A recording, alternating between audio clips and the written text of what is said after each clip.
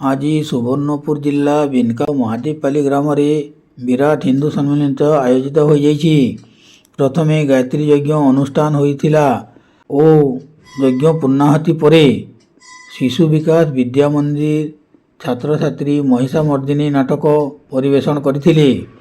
ପରେ ମୁଖ୍ୟ ଅତିଥି ଭାବେ ପୁରୀ ଗୋପାଳଜୀ ମଠର ଶ୍ରୀ ଶ୍ରୀ ବଂଶୀଧର ମହାରାଜ ଯୋଗ ଦେଇ ହିନ୍ଦୁ ଧର୍ମ ଉପରେ ବିଶେଷ ଭାବରେ ବକ୍ତବ୍ୟ ପ୍ରଦାନ କରି ଧର୍ମର ମହତ୍ତ୍ୱ ଉପରେ ବୁଝାଇଥିଲେ ଏବଂ ମୁଖ୍ୟ ବକ୍ତା ଭାବେ ପ୍ରଫେସର ଗୋପାଳ ପ୍ରସାଦ ମହାପାତ୍ର ଓ ସେବିକା ସମିତିର ମୁଖ୍ୟ ସନ୍ତୋଷିନୀ ଚାଉଲିଆ ଏବଂ ହିନ୍ଦୁ ସମ୍ମିଳନୀର ଉପସଭାପତି ଅବସରପ୍ରାପ୍ତ ପ୍ରାଣୀଧନ ଚିକିତ୍ସକ ଦେବେନ୍ଦ୍ର ସ୍ୱାଇଁ ପ୍ରମୁଖ ମଞ୍ଚାସୀନ ହୋଇ ହିନ୍ଦୁ ଧର୍ମ ଉପରେ ବିଶେଷ ଆଲୋକପାତ କରିଥିଲେ।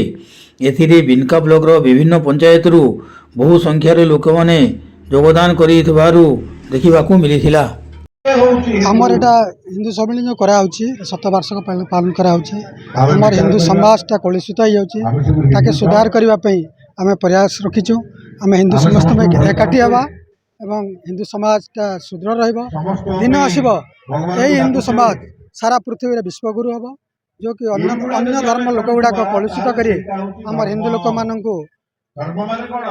धर्म वितृष्णा कर दौरान से उद्देश्य आम एकाठी होकर धर्म को बजाय रखापी ये प्रयास आम जारी रखीचु। मो ना हरिबंधु खमारी बाउंसणी बिनका ब्लॉक मुझे समाजसेवी एवं पैरालिकल वॉलंटियर।